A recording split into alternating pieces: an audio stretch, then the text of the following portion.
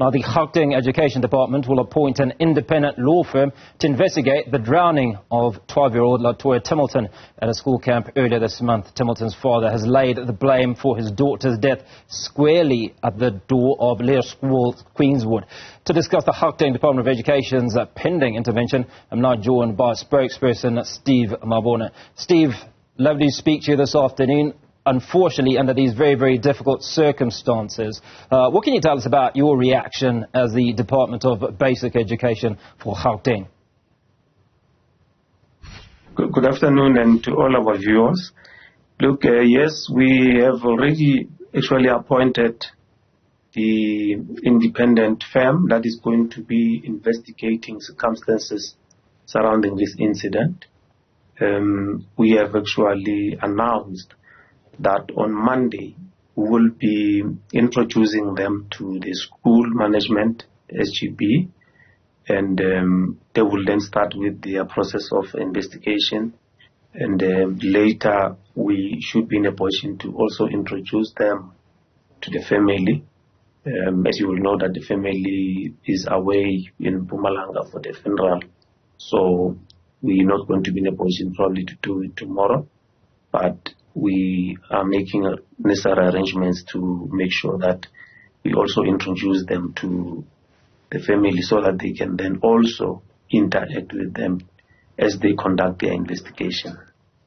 Steve, we are aware that authority was sought and given for this excursion to occur. But let's talk about the basic protocols at this venue, such as lifeguards, safety, and other protocols that are expected to be followed when young people are around pools of water. Were those followed? What are these protocols? You will remember that since the previous incident that occurred, which was water-related, we were very strict when coming to approval of any excursion which has to do with the water. So they would have ticked all the boxes in terms of on how they're going to be managing the trip and what are they going to do there, and we have approved that. As far as what happened on the day, this is what we need the investigation to assist us. They will interact with the school, learners, educators, the family to a certain extent. If they want to go to that venue and go check, they will have to do that and interact with the employees there and do their, investigation without any hindrance.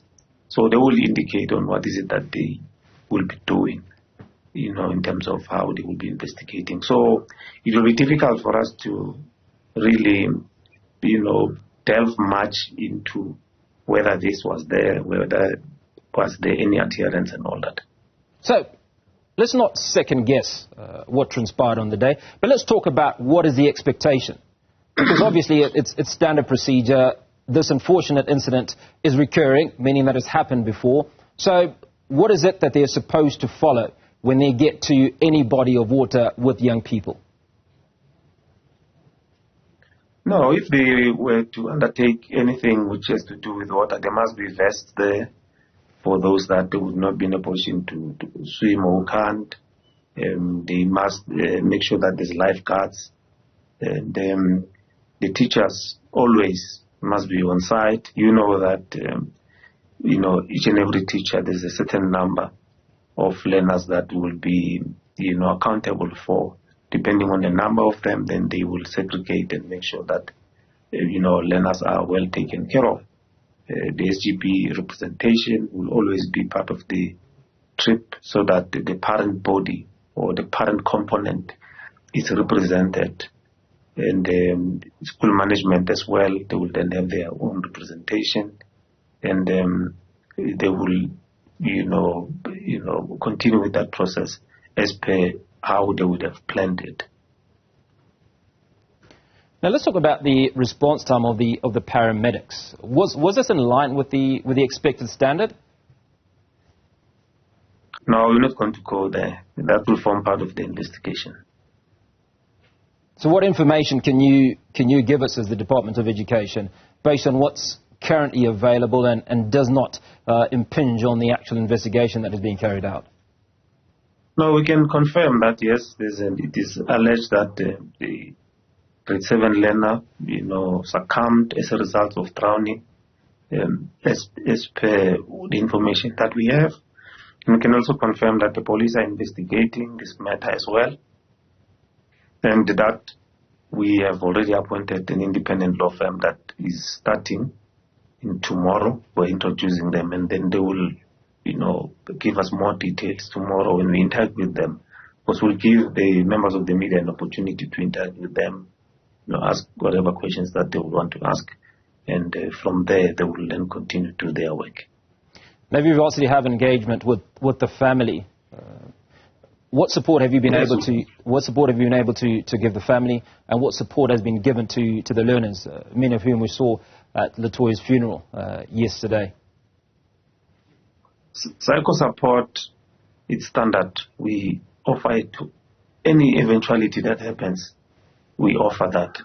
But, the families, when they are grieving, sometimes they will say, give us an opportunity. We will indicate on when we are ready to take that. So we'll always offer that. Learners, standard, they must be taken through that process. As you know, that the memorial service was conducted, funeral was yesterday, as you indicate. So necessary support is offered. The district and the school, they visited the family already to convey our condolences and, offered the support that is required. And we continue to interact with the family through the district office. Now, how do you feel as a Department of Basic Education if this issue, the loss of life, to the same sort of scenario continues to happen year after year? Is it a cause for concern for you? Look, we will be concerned about any death that occurs in our environment or when children are under our custody, irrespective of how it happens. So the water-related, we took initiative to make sure that the approval process is done in head office. Like as I already indicated to you, that this trip was approved, the school would have ticked all the boxes, because when we check that submission at head office level, we check on whether they've satisfied all what we would normally be concerned about, taking from the previous experience that we have amassed up to so far. So, yes, we will always be concerned. That's why we didn't hesitate to appoint the independent law firm to say, assist us, let's get to the bottom of it, because there were a lot of allegations that were put on the public space, and we felt that let's appoint someone that is independent to assist us. But yes, any death that occurs, one is too many. We cannot afford that. That's why we'll always be saddened by that, and we will not, stop to convey our condolences to the family, the school community, and everyone that was close to the learner. Steve, Latoya Temilton's father has laid the blame of his daughter's death squarely at the feet of the school. Are you expecting any legal action beyond the investigations that you're currently carrying out? That investigation will provide recommendations, which recommendations we will then have to implement. As you will know that the previous, cases where we appointed an independent law firm to investigate, they come with those recommendations. We give it to the school community, SGB, and the family, and we will then provide a way forward from the department perspective. And the family will also have their own way of dealing with this matter, and we'll take it from there. Steve Mabona, I appreciate your time. Thank you for speaking to us this afternoon, giving us his reaction to the untimely passing of a learner, Latoya Temilton.